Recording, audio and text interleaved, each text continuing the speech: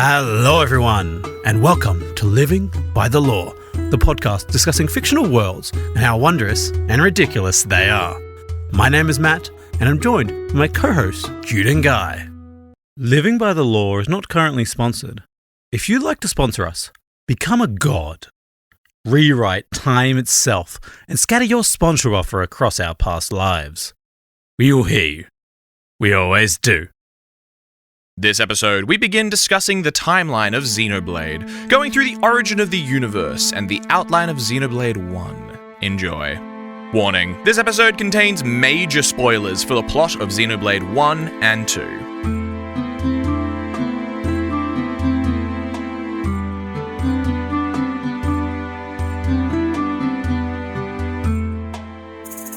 There's something unsatisfying about a digital screen.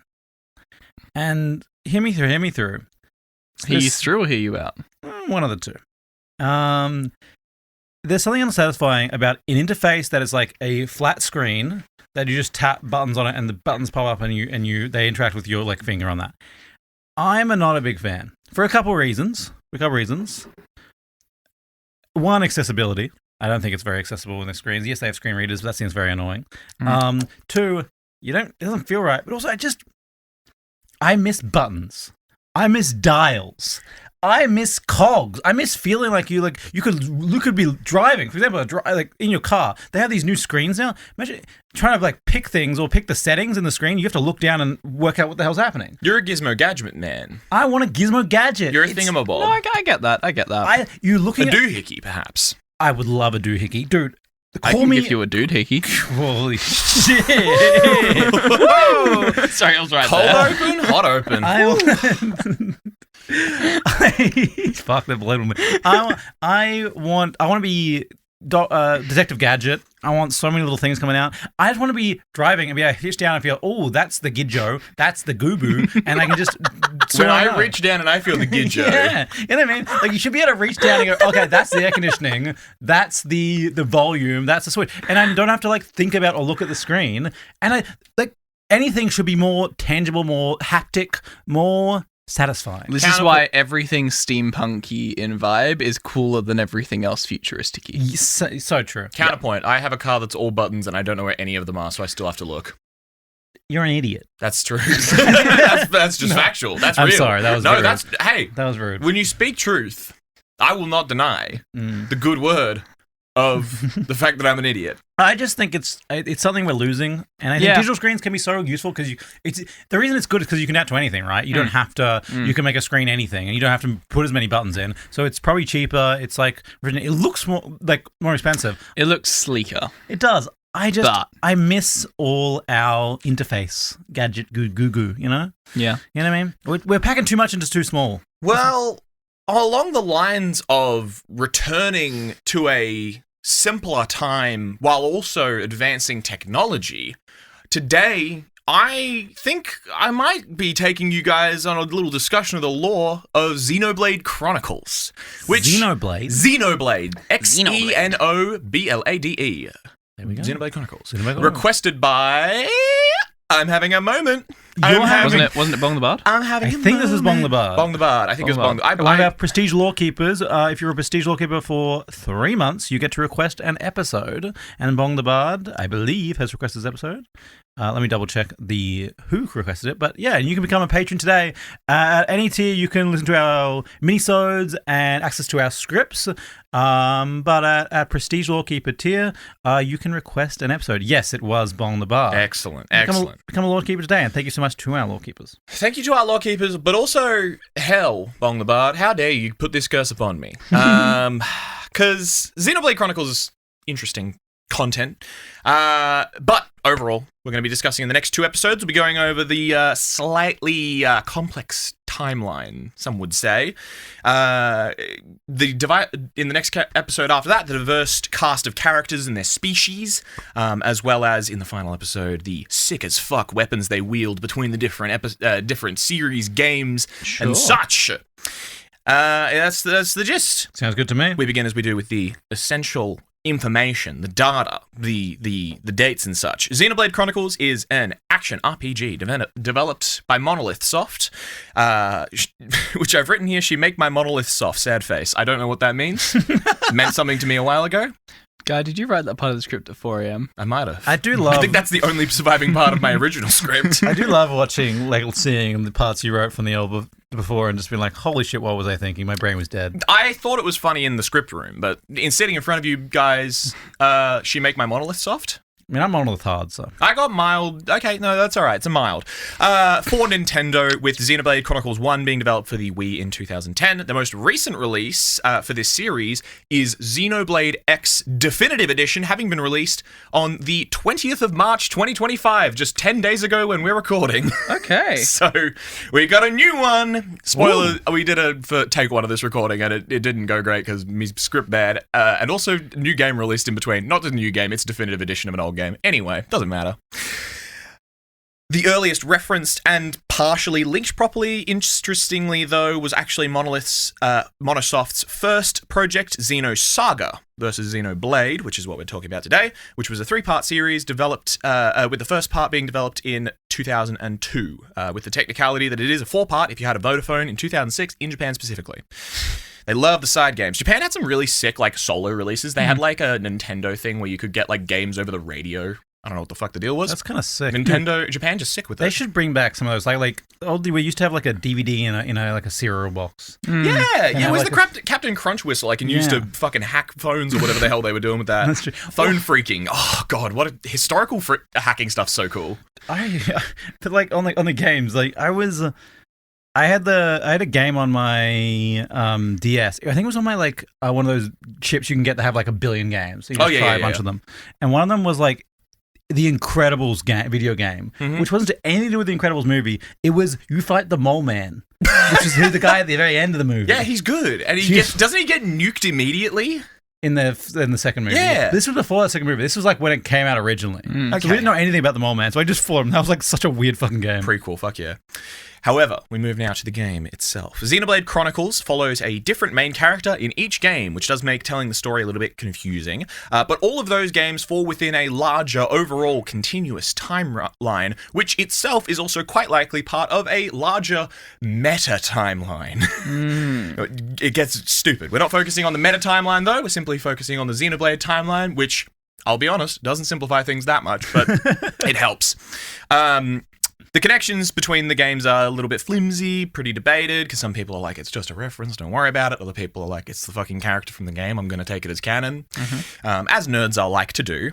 But there are characters that appear, references, and artifacts that might be the same. They appear the same, whether they're the literal same thing or multiverse duplicates. We're going to get into some multiverse stuff. Not strictly known. For the actual gameplay, the game swings between open-world exploration in some very cool settings and combat where you and a couple of NPC mates fight against ever-stronger enemies, auto-attacking and popping off special moves called arts, which cause large damage and other effects. You can essentially combo these into little sets. There's full guides on YouTube. It's way more complicated than it would appear, but also you can beat the game without it, so suck eggs. We'll get into these in the weapon episode, though. Won't get ahead of myself there. Somewhere above AFK Arena, but below World of Warcraft in terms of basic attack consistently, but hit the special button move when the time is right. It's combat. Any other initial any things, any bits, any pieces that we're missing? Or we dive straight into the timeline? Let's do it. Let's do it. All right, I have a link for you two, as I have constructed what some would call a monstrosity and others would call my magnum opus of a timeline. Monstrosity, yes. So if you inspect perhaps what I've created for you two, give it a sec to load. You made this. I made this. This is me. Why'd you make it so dark? Because I work in dark mode, night mode. Turn up the brightness on your screen. Don't fucking at me. It's not just the colours. I haven't even read it yet. Go away. It's the default things on Excalibur. If you gents would please direct your attention to the map that I've sent, we can begin the walkthrough. If you're listening at home, feel free to check the episode description for the image. But don't worry, no need. It won't help. So true, so true. We begin at the leftmost part of our timeline on Earth. Yeah! We love Earth. It's very square for Earth. You can get fucked. I have questions. Go. Give me some questions for the timeline. I can tell you whether I'll answer them in episode. Okay, so first of all, my eyes immediately were drawn to where it says, oh no, I misread maybe Earth as Middle Earth, and I was like, Yeah, it's Middle Earth. huh? But no, that's fair. Maybe Earth, parallel stuff, sure. No, Klaus incident. Yeah, Klaus incident. No, we'll get there. We'll get there, probably. The Klaus incident. Okay. This is the first thing we're getting to. Okay, okay. The thing I'm confused about is there's all this connection here, and then there's just fucking... No, look at the asterisks. Look at the asterisks. Oh, so it's there. Yeah, it's there. Why don't you just put it there? No, because it's not. It would ruin the... Because it's technically not correct. So what they're referring to is at the very end of the timeline, there's a vertical purple line crossing 2 time streams with an asterisk next to it, which is where Xenoblade 3 occurs. But we will get to the time beyond time later in our timeline. Fuck me, okay. Back to Earth. I will also let you know, again, spoilers at the top of the episode, but this is literally the end of the first game. But we're doing timeline. We're doing chronology. We're doing things as they come. Beginning at the leftmost part of the timeline, we find Earth. Here stated to be 20XX, but with a few bits of extra information, it should be somewhere around 2030 to 50, give or take, depending on if we believe a certain mad scientist. Interesting. Our own story starts a little earlier, though, somewhere between 2001 and 2009. At this point, we can basically assume the world is the same as ours, to a point. Peak music. Yeah, true. Party rocking in the house tonight. Everybody just have a good time. It's 2012, Everybody isn't just it? have a good time. Is it That was 2012? 20... Yeah, actually, it was 20... No, it was earlier than that. Because it was like mid-primary school for us. I think in 2010 or 11, maybe? Show me party rocking! 10 or 11. 2011. No, it's after this. yeah. You're right, Sure. you need a couple more years to make Alright, ideal yeah, music. Yeah. However, Gangnam during this Style as time, a scientist by the name of Klaus, maybe someone else, specifically because for people who care in Xenoblade Chronicles 2, Klaus says that he finds this thing, but also it's uncertain because the ages don't line up. Don't worry about it. Finds an artifact made of magnetic abnormal material, which became known as the conduit. The conduit was essentially a source of infinite power, which, as an aside, with the right technology, could solve the world's energy crisis, increase computing power to general intelligences, probably solving all of the world's problems, generate matter, reverse entropy, all of this possible with a source of infinite energy. Of course, the governments of Earth instead go, wow, this thing is cool. We should join forces and ensure that it's studied and used for good. Forming the United World Government and the IDOS group to keep the artifact safe and study it. So, so far so good. Sounds pretty We're good. all right. Initial research revealed the device had enough power to warp reality, as I posited, and as such should be kept as far away from anything that wanted to continue living as possible. Keep that shit away from humans. Okay. This is infinite power. Power equals heat. Heat bad. Generally. Infinite power. Let's putting aside the thing it's impossible. Is this thing like hot? Is it also radiated? It's not. People don't touch it. The way that it is described is, and this is a good excuse for why it kind of hypothetically could work, it's described as a gate. So technically it could, in my mind, be a gateway to another reality that's just pure energy. Kind of like Cyclops' eyes. Sure. I don't know. X-Men? Sure. His eyes are a gateway to a universe of full of kinetic energy. That'll do. The conduit is Cyclops' eyes. Sure. Yeah. As such, IDOS / the United World Government, same thing, built beanstalks, not literal. Apologies, coffee burps. Oh my god. Like Jack's beanstalks? No, space elevators, connected to an orbital ring, with the towers being called Radamanthus, Aeacos. I've tried to put pronunciation things next to them, it's not helping, and Minos. These names come from the Greek judges of the dead in Hades, the underworld, with Minos being the king of I had an ugly baby and put it in a maze fame. The Minotaur. The Minotaur, Minos, correct. So we've got, Radamanthus, Aeacos, and Minos. Small Wikipedia excerpt I found interesting. Why do I put this shit in here? Sometimes writing me is like, I will find this interesting, and then I have to read it. Small Wikipedia excerpt I found interesting. Aeacos was the guardian of the keys of the underworld and the judge of the men of Europe. Radamanthus was the lord of Elysium and judge of the men of Asia. I think that was what I found interesting, was that they have different judges, but that's regional judges. That's fine. Minos was the judge of the final vote. It's interesting. It's a very ominous name. I'll be honest.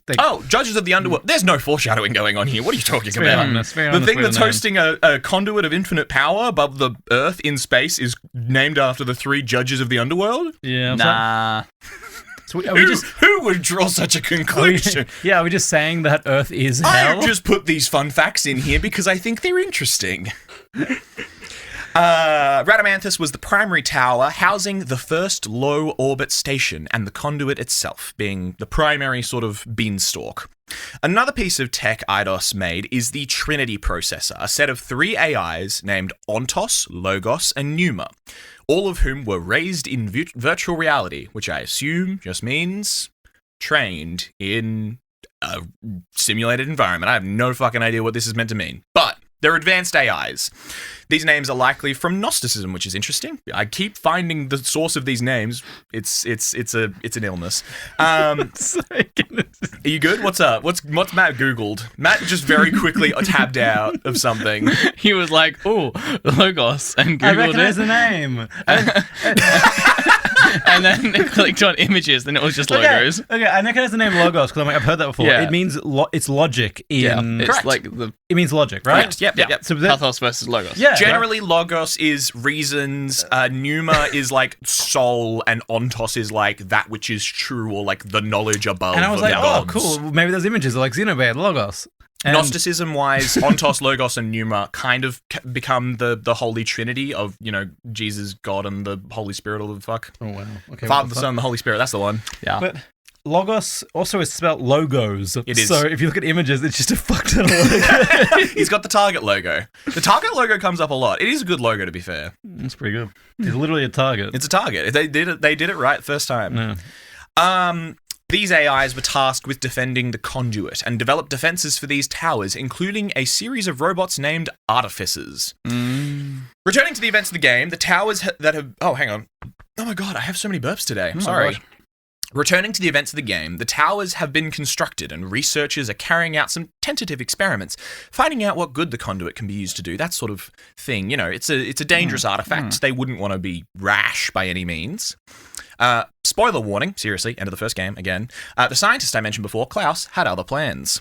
When the tower comes under attack from a rebel group who wants to take back the conduit because the government is hoarding a source of infinite energy that could probably solve the world's problems, so Yeah, that doesn't sound fucking... I mean, make sure it's safe, but also, use that. yeah, they've been fucking around with it for like 20 years now. Okay, yeah, too much. The security team wants to try and send out the Artificers, so these are giant mech robots, essentially, to defend the tower against the rebels.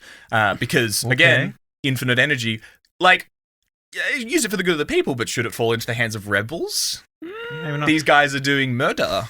But now you're doing murder with I the big know, robot. but it's a big robot in defense murder. That's good. That's better. No one's good in this story. They soon, Just like real however, life. attempting to send out the Artificers, find themselves locked out as they realize that Klaus is up to some shit.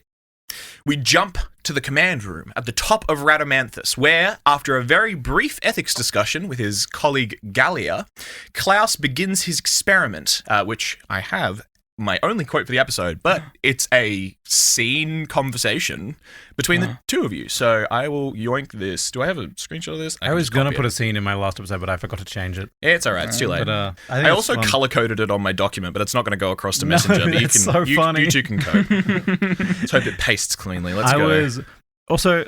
I very much like how the it's not subtle at all. The bloody what's it called? The conduit. The conduit. It's just a cross. It is a cross. Yes. It's a cross, and it's like okay, a bit on the nose there. Very religious symbolism there. Yes, indeed. However, So who should be who here? So guy? this is up to you two. Klaus, mad scientist, essentially. Gallia, concerned female colleague. Up to you two. Debate. Paper, scissors, rock. I couldn't give a shit. What do you think? I'm easy either way. I'll go Klaus then. Yep. Make it easy. Oh, you're giving me a choice? I'll pick the mad scientist. Thank you. Trinity processor sync rate at 96%. That should be good enough. Let's begin the experiment. Professor, no! The results have not been confirmed. It's too dangerous. Ridiculous. What is this, Harry Potter? Holy shit. It's good. Ridiculous. It's perfectly safe. We are about to bear witness to the birth of a universe. Perfectly safe. Once, only a god could perform such a miracle. But today, mankind moves one step closer to the divine. Are you serious? Do you even fully understand that thing? What's the alternative? Do you want to surrender this place to them? The conduit is a gift from some divine entity. It is a gateway that will take us to another entire new world. You're delusional. Divine entity? The conduit is nothing more than a meta-universe manifold. Oh, what? Sorry. This dialogue is so good. We can get into it after. Galia, we humans are fools. We've ravaged the planet. We are on the verge of burning even the skies above. But the conduit could transform us into something so much more. Galia, this is the birth of a brand new universe. And then they kiss. And then they kiss. End scene. No, they actually sword fight after this. Yeah, that's that's what way I call better. it now. They Way better. do, yes. Any vibes coming off this? Any comments? No, this sounds great. Klaus is about to create a new universe and everything's going to be golden. It's going to go really well. What the fuck is a meta-universe manifold? My three favorite quotes from this are ridiculous. It's perfectly safe. We're about to bear witness to the birth of a universe. Perfectly safe. Good on you, Klaus. The conduit is nothing more than a meta-universe manifold. What the fuck does that mean? And the other one was, what's the alternative? Do you want to just surrender the place to them? The alternative he's recommending is restarting the universe. So, yeah, probably. I would turn it over. Incredible. With this, Klaus hits a control panel and the entire world blows up. Who would have guessed? Incredible. This man reminds me so much of Cyrus. I don't know, anyone Pokemon Platinum fans? Pokemon fans? Cyrus? Fucking yeah. Hell yeah. To give Klaus a tiny bit of credit, though, he wasn't entirely wrong, as it would soon turn out that the experiment had worked. Kind of. When he activated the experiment, the world would split into at least 2 parallel universes, in which the events of Xenoblade 1 and Xenoblade 2 take place respectively. A small note here, while we know that Xenoblade 1 universe is in fact a separate universe, Xenoblade 2 actually takes place in a post-apocalyptic version of Earth. So that's a fun thing to look forward to in episode 2. With that technicality aside, let's have a brief look at these fresh out of the oven worlds. Fresh and crispy. We begin with Bionis. Bionis. It is actually called Bionis. Xenoblade 1, Bionis and Mechonis. Yeah. Okay, let me grab some.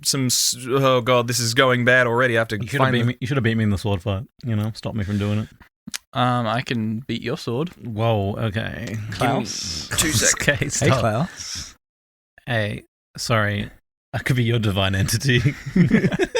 Make me yours. Apologies. Make me thine.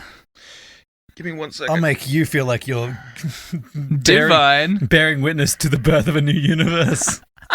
You're right. Only a god can perform such a miracle. All right. What the fuck are those? And here I present to you Bionis and Mechonis. They are named Bionis and Mechonis. So at the beginning of the universe, we see what I can only assume is Klaus's wet dream. 2 massive mechs. So again, Xenoblade 1, this is the universe that was created. Yeah. 2 massive mechs fighting each other. And when I say massive, these mechs are between 10 to 12 kilometers tall, making them taller than Mount fucking Everest at 8.84 kilometers. They are named Bionis and Mechonis, which, if you two wouldn't mind describing them, I think you can probably figure out which is which. Yep. Dude, they're like, it's like a JPEG image. Yeah, it's 512 by 512. I apologize. I get what I can. Bionis is big green machine. It looks like he's kind of covered in vines. He's got spiky bits coming off of him. Humanoid in shape. Looks like he's hitting the gym, but only really doing squats and shoulder work because the rest of his body is really small. He's got that kind of ballerina torso. Yeah, he kind of got that ballerina torso. And his head is like one big spike, and he's, like kind of green and earthy looking. And then He kind of reminds me of a buff Cacturn, if you know who Cacturn is from Pokemon. there's more fucking Pokemon references. They are Nintendo games, I give you that. There you go. Matt, do you want to describe Mechanis? Yeah, sorry. Mechanis is like old, rusty, kind of brown and grey. He's kind of on his knee in this kind of scenario, but he's kind of got looks like he's got armor on that's kind of glowing orange, very much like covered in plate and metal. And then there's a bunch of like what kind of chain kind of wires coming off of him, especially he's got a big helmet that's coming down and big cogs coming off his shoulders, and then he's got a huge mane of look like scarves of metal sheets. If anyone's a 40k fan, it looks very a corn skull of thorns. Jesus, what's the fucking? Keep going. I need to remind myself what this is. No. I will give you a quick sec as we pivot into the next bit, but Corn Lord of Skulls, that's what I'm thinking of. Corn Lord of Skulls? Yeah, it's like this big mechanical Please tell robot-y- me corn spelled with a K? Yeah. Okay, good. I was going to say, if it's the Corn Lord. The Corn Lord. No. Corn! Here, we find a few races in this universe, which I'll get it more into next episode. The Homs, the High Entia, and the Nepon can be found on Bionis, as well as, once upon a time, the Giants. And on Mechonis, we find the Mechons and the Machina. Machina, I'm not still 100% sure. The robots get the worst names, don't know why. I'm not going to recant the entire plot, and not even most of it. As we've mentioned before, if that's what you're looking for, play the game. However, the world does have impacts on the following world, so I'll mention these main impactors. Again, spoiler warning for the games. So, I've realized I forget to mention that these two fighting together ends with them dueling before they strike each other and stop. One of them loses their arm. Mechonis loses her arm. No, Bionis loses his arm. One of them loses their arm. Doesn't matter. So the world. So Klaus is like, I'm going to create the ultimate world. Two big robots fighting. Correct. As I said, Klaus's wet dream. It's perfect. What could be better? These, as said, are quite big, and when they finish fighting, they grind to a halt and sort of fall into a death mode, a coma, not really sure, but are still and silent. And in the time since then, they develop these races that dwell on the mechs themselves. These creatures, again, the Homs, High Entia, and Nopon being found on the Bionis, and the Mechonis and Machina, Mechons and Machina being found on Mechonis. Right. First, we must mention the eventual plot twist of Xenoblade 1. Again, skipping a lot of plot here. The big bad. For the entire game, we have been hounded by visions, evil robots, cursed swords, ghostly, white-haired anime boys who vanish without explanation, and all other confusing and complex plot devices. In the final scenes of the game, we discover what created this world. Klaus succeeded in his goal, becoming a god of this universe, and more specifically, Bionis. Right. He is the soul of that the robot there. He became the soul of the Titan fighting against Mechonis, who also had the soul of someone aboard from the low orbit station. Gallia? Yeah. Correct. In a series see. of events that is much more complex than I have time to explain, Klaus and Gallia/Bionis and Mechonis fought to a standstill, not killing each other but becoming inactive. These gave the we race... were going to have a sick fight. Exactly. Yeah. If you call it a... sword fight. I wasn't lying. We had a big sword fight. These, once they stopped fighting to a standstill, inactive, this gave the races upon them... I did actually fucking write it. Why did I doubt myself? This gave the races upon them time to evolve and grow, eventually becoming peaceful allies with each other. As we see a scene of a giant, one of the residents of Bionis, and a machina named Arglus, and a giant and a machina named Arglus and Edgil, respectively. Doing the plot was a nightmare. Too many names. Too much... I don't know. It's a naming thing. Genuinely, all the names kind of fall into this back of the mouth type thing where they all sound very similar. It's kind of annoying.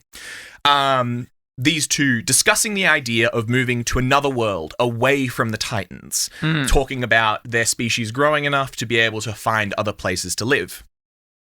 As time passed, though, Klaus, doing some evil shit, as he's likely to do, even more so than before, because of reasons, again, we'll get into at the start of the next episode, I promise, at some point, changed his Titan's massive sword into a, albeit still huge, but normal one.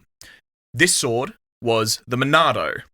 So, again, Klaus is Bionis. Bionis have sword in sword fight.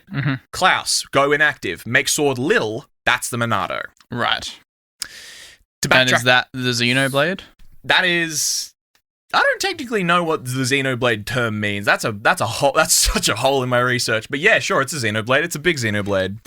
So wait, so there's no sword anymore. There's no sword in the middle of Nope. them two fighting. There's two. No, there is a sword on. I think Mechonis has their sword in Bionis. So Mechonis won. Yeah, they're just inactive. They just hold. They pause. It's a timeout. Someone timed out. If Matt's on the end of my sword and we both stop, I've won. Okay, we'll call it a win. To backtrack a little. Wait, I thought my sword was in you. No, Mechonis' sword's in. I was Gallia. Wait, is Mechonis' sword the sword that got small again? No, Bionis' Bionis'. Bionis is Klaus. You were Klaus. Klaus' sword make little. Yeah, so my sword's in you. No. Mechonis is Mechonis, Gallia. Bionis make is sword in. little, make Monado. Monado is a plot device for the game. You're right. I honestly just thought because Klaus was evil, he'd be the mech guy. Maybe that's. It does seem like that, right? Like, and that is a lot of the game. I'll be honest. That's spoiler for the game. A lot of it is perceived as like Mechonis, Machina is the bad guy. But we find out, of course, Klaus. We're getting ahead of it in the timeline, but that's just how it goes. I guess that was my machine racism, you know. To backtrack a little bit, I did fib before. Mm-hmm. When I said there were two consciouses that made it from Earth to the New World, being Klaus and Gallia, I lied. There were in fact three consciousness, with the third one being Ontos, one of the Trinity Core's AIs. Which one? Ontos. Which one was Ontos? The judge. Ontos was God. The final judge. Yeah, the divine knowledge, the Right. knowledge above, Okay. the one who makes the final vote. Seems like the good guy to come through. Ontos awakened into this world as the true god of this world, following his role from the Trinity Processor, where in that arrangement he acted as the final vote between the three of them. So if the Trinity Core ever had to make a decision and the two lower ones, Logos and Pneuma, disagreed, Ontos would be the final vote. Moving to this new world, he continues that role with now Klaus and Gallia, with him being the true god above, the cool guy. I see. Still performing this role, he was actually the one who equipped the other two gods with Monados. Again, Monados, we'll get to the weapons episode, cool swords. They're god swords, they're powerful swords, big powerful swords, big beautiful swords. So he's like, here, fight. Exactly. As well as having, gave the two Monados to the other gods, as well as having the final true Monado for himself. Because you gotta keep the cool shit. You gotta keep Monado 3 for yourself. So true. If you've played the games, the Monado that you play with for most of the game is Bionis or Klaus's sword, but the other two are also technically called Monados. It's the name of the sword. Yeah. It's just different versions of the Monado. Again, get into it in the weapons episode. Going back to Klaus.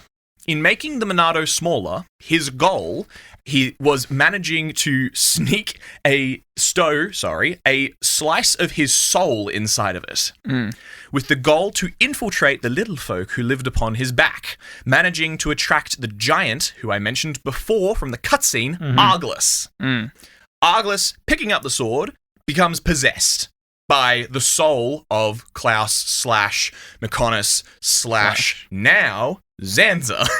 He's changed his name again? Every fucking character in this goddamn game has 3 names. It's one of the reasons that I was writing the plot and I was like, this is a nightmare. This is the worst. Is it exactly 3, or is that just you just use that number? I use that number. It does, like, a lot of them do genuinely have 3, and I think it might be a deliberate thing for the writing, considering the Trinity Processor, Ontos, Logos, Pneuma, et cetera, et cetera, et cetera. I mean, 3, there's a lot of 3s, one in Xenoblade that we've seen so far, but also in, like, mythology, in religion, there's a lot of 3s. Yeah. And also in, like, names means a lot of 3s. Like, your, like, can be, like, given name, true name, and taken name. I think that's 3 usually. That's from Skullduggery. But I was going to say Skullduggery. That's just Skullduggery Pleasant. But a lot names are very important. Yeah, absolutely. But yeah, it is a recurring thing. I genuinely don't know whether it's me making up stuff in my mind, but I'm pretty sure that a lot of this has the pattern of 3s. Yeah. And it's always the writing in the back of my mind of like, what are the themes? What are this English literature got into my head? Arglus, picking up the Monado again, is possessed by the soul of the Bionis. Zanza. Picks up the Monado, being possessed by the soul of Bionis / Klaus. Yeah. The merging of those two becoming Zanza, the giant. Okay. Zanza proceeded to engineer a plan. The creatures of the Mechonis and the creature of the Bionis must always be in conflict, to ensure that all life lived and died on the back of these creatures. The discussion they had before about leaving, unacceptable. They needed this because the creatures of these titans are a sort of fuel that keeps them running. It's like a sort of life force. There is actually a thing in game, which is a resource. Every life being has a bit of this, and it's the stuff that the two titans run off. So when Klaus hears a little chitter-chatter about we should leave these mechs, he goes, no, you need to stay. You guys will die. I mean, it's not really working that well. They can't move, so... It's true. They haven't figured out boats yet. I don't think. Which is weird, because... Boats are quite difficult. Apologies. As well, for context, because I didn't actually strictly say this, they're standing in water. Oh, okay. There's water underneath the two titans. I was just picturing them floating in space, so... No, I get that. They're on a sort of planet. They are the only landscape features we see, but otherwise there is an ocean. It only comes up to about their ankles, but again, they're like 12 kilometers tall, so it's still a decent-sized ocean. Okay. Again, we're getting into the Trinity stuff. I keep reading this. He needed this as the creatures on both Titans are a sort of fuel to keep them running. So if they were to leave, as Edgil and Arglus had discussed, the Machina and the Giant, that would leave Zanza / Bionis / Klaus without his power source. If they died, however, he could recreate more life and keep the cycle going. Interesting. So he wants them at war with Mechanus to keep them... sort of occupied. Yeah. Zanza then leads the Giants into war with the Mechonis, where the Giants were wiped out. Leaving only Zanza, who was placed on Prison Island, floating above the Bionis' head for his nasty boy crimes. The Monado was taken from him and stored in a sealed tower on the Bionis' arm. So further down the tower, relatively far from where he's currently kept. Sure. The Monado, however, is still possessed of a part of his soul. So, later, when a group of Homs, humans for the sake of it, fantasy humans, I'll get into it in the races episodes, Homs are humans for all intents and purposes, Sure. found the sword some massive amount of time later. Hyentia, the bird elves, again, race stuff, we'll get into it later, they live for a very long time. The Hyentia don't know when it was built, but to quote, its history remains a mystery. They're long-lived, so they have no fucking idea. It's been there for a while. When the Homs found the Monado in the tower, Zanza's soul was quick to take refuge in one of them, a boy named Shulk. I see. Protagonist warning. We found him. Here he is. Through the events of the game, we see Shulk gain mastery over the Monado, whose power we'll, again, talk about in the final episode of the series, gains some powerful allies, and travel across both the Bionis and Mechonis in pursuit of various goals, including, I want to figure out what other civilizations are still left, because mine got attacked by machines. Where'd my friend go? What's this giant I keep seeing visions of? It's the game. Play the game. I don't know. He has the blade that's also Klaus, evil. He doesn't know that. He doesn't know that. He doesn't know that. He doesn't know that at all. We arrive at the end of the game with Shulk fighting Zanza. Zanza has regained his full power, having had his body and soul reunite. The soul that was part of Shulk's body leaving after he was shot by his adoptive father. Long story. So the soul of Zanza, the split, was in Shulk. Was in the Monado, which Shulk found as part of the Hom expedition group. It went into Shulk. And then Shulk's adopted father shot him. Correct. With a gun? Yes. And then that somehow dislodged the soul? Correct, because Shulk died, quote unquote. According to Zanza, he was never alive, but also he revives later on. So how true that is, up for debate. He also has all of his own memories. It's one of those things where it makes a lot more sense in the game, and it's like the power of friendship and belief and the strength of the spirit, but it's like, in terms of me reasoning, I'm not going to bother. I'm going for the time. I got 4 games to I got 3 games to cover in 2 episodes, and it's hard with this timeline. Yeah. So Zanza. Yes. This is Zanza, right? Yes, giant. I found a photo of Zanza. He's just a buff. He looks like a buff old man. That's holy what shit. giants look like. Damn. Look at him. He's pretty buff old man. He is pretty old. And I'd follow him into battle. You should. Shouldn't, actually. That was genocide. I forgot about that. No! Holy fuck. Heard it here first. Guy supports genocide. No. The main characters are also dealing with one of their races being turned into evil creatures, which is technically the original form of that race. Bionis is starting to move again because Zanza's repossessed it, and the Mechons are revealed to be kind of good, kind of not. The giants started it, as we heard, so depends where you stand in terms of, how historical wars start. I mean, it's this fucking guy. It's this fucking guy. It's this fucking guy. It's this fucking guy. Zanza, the piece of shit, the Klaus motherfucker. Correct. Zanza started it at the end of the day. With the help of Ontos, the AI, who is currently in the form of a mysterious anime boy called Alvis, Shulk is granted the True Monado, which is Ontos's true super sword, the God Sword. Granted the True Monado in order to have a chance while fighting Zanza. He had the Bionis' Monado. So again, he had his Monado, Klaus's Monado, Bionis Monado. It's the whole thing, it keeps going. Yeah. Taken from him, with Zanza/Bionis/Klaus regaining that weapon, and also taking the Mechonis Monado, having defeated Gallia in a fight earlier in the game. Don't worry about it, play the game. Shulk and the party have fought their way to memory space, which is inside of Zanza's memories. Okay. Which they entered through a portal on Prison Island. Which I've noted here, again, crazy, but not important. Okay. The details, irrelevant. We're here to fight Zanza. We've got the cool God Sword. He's got both the Bionis and the Mechonis Sword. I do have Get at him. Go for it. What's one up? comment and one question. Yeah, go. Ultimate God picking the ultimate form as an anime boy. Kind of Correct. Kind of funny. Goated. Also, why doesn't he just, if he's Ultimate God, why doesn't he just snap his fingers and fix it? He can't be bothered. That's fair, honestly. I do love just being like, I don't know, I don't really care who wins or who doesn't, but here's a sword to give you a chance, kid. My understanding of why he wouldn't would be because he is essentially like a judge. The judge can't comment when the jury or the two parties are debating and going against each other. But he can make it fair. He can make it a fair He can make fight. it fair and give the party who wins reparations and declare, like, you've got to pay this, you've got to go to jail, you've got to do this. But he himself, it's that classic, the gods won't interfere, apart from the ones who will. Sure. Okay, cool. So he's fighting. Shulk with God Sword is fighting Zanza with two semi-God forms. Bionis and Mechonis swords, yes. Yeah, sure. The Monados. Okay, finally, managing to strike Zanza down after a classic 3-stage boss fight. Love that shit. Zanza is enraged, as a mere mortal cannot kill a god. However, Alvis/Ontos appears, telling Zanza that he was there at the beginning and he will declare the end, sick line, giving Shulk the choice to either restart the world as it is currently, meaning we would go back to 2 mechs fighting, sick, but probably not ideal, or recreate it in a new form without the need for gods. Shulk, obviously, chooses to get Zanza the fuck out of here. Good choice. And the world disappears in a flash of light.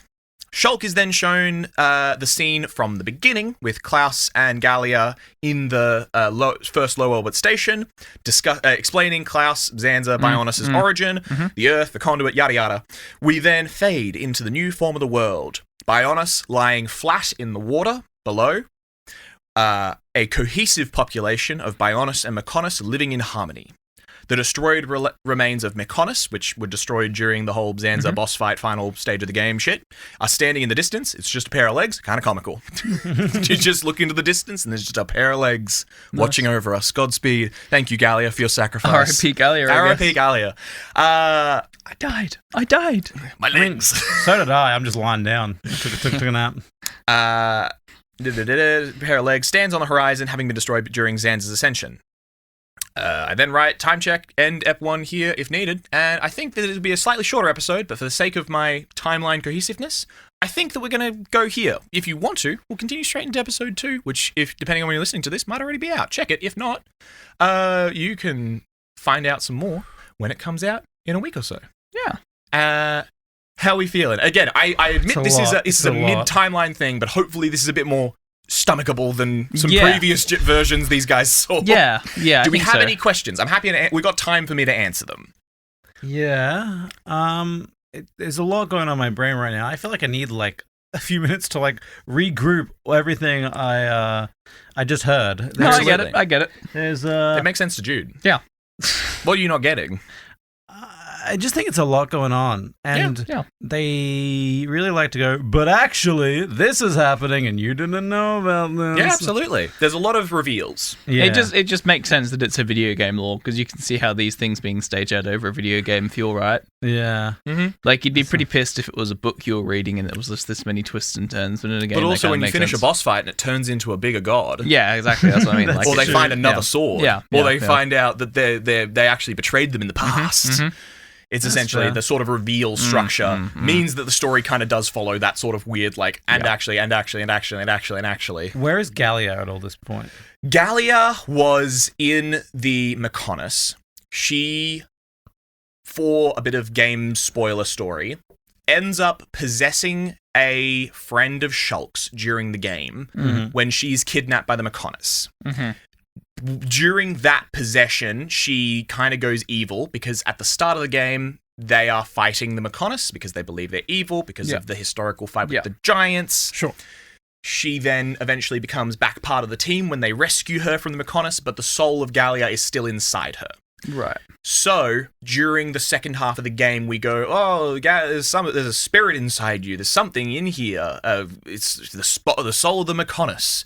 And when Zanza starts to do his evil bullshit, he takes over Shulk's friend and then Gallia comes out and is just like, you can't win Zanza. Right. They have a cool fight and then Gallia loses. So Oh, shit. it wasn't super impactful for the actual ascension part Yeah, of the thing, yeah, hence yeah. skipped it. Yeah. Okay. Fair. That's unfortunate.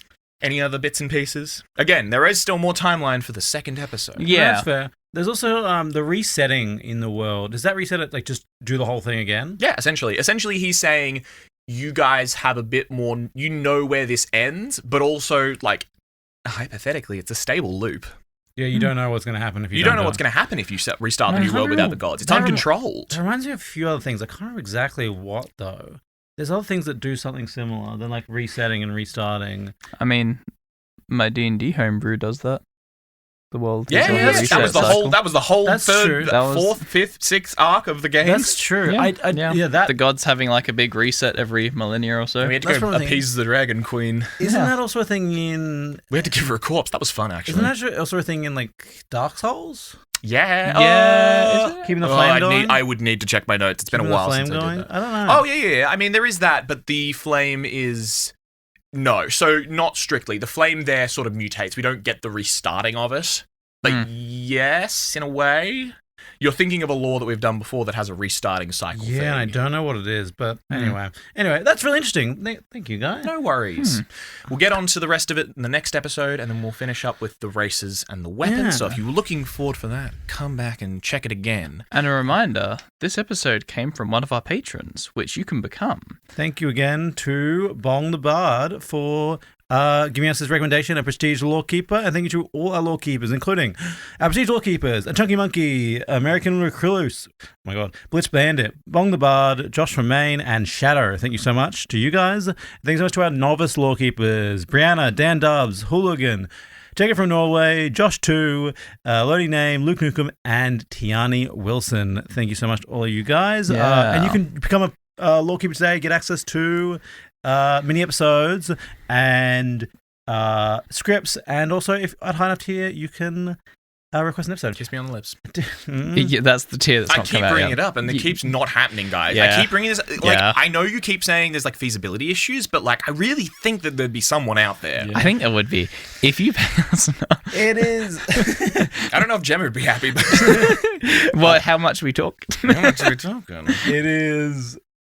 Yeah, but you can also join our Discord. Yes. And you don't have to be. You can be a patron or not be a patron. Just join our Discord and have a chat. Chat to us about lore. Chat to us about anything. Chat to us about the things we got right, things we got wrong. Mostly things we got right. Tell me about the details, And because life. I write entertainment episodes that don't have numbers or names in them, and I like to sometimes know that there's extra details, but I'm not willing to remember them. Tell me how much Xenoblade means to you. You know what I mean? Tell me about how you Xeno them blades on the weekend with Yeah. your pals. and Rit's episode, the number of stars you give us is the number of Monado that you can summon. 5 Monados are pretty. Oh, wow. 5 Monado is Monados. pretty epic. The number of stars you give us are the number of parallel universes created when you hit that fucking button. The number of stars you give us is the number of sick but very evil voice lines you get to say before the world fucking resets.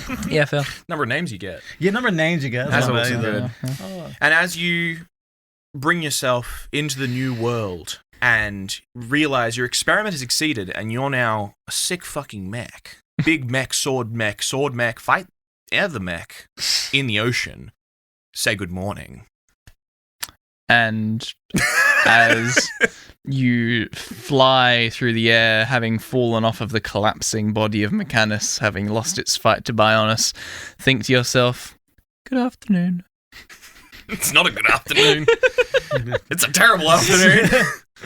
And as the world gets reset, and you wake up on the Fallen body of Bionis. You look up to Mechanus and say, "Sayonara, Xenoblade." Sayonara, Xenoblade. One question I have, I just realized. Yeah.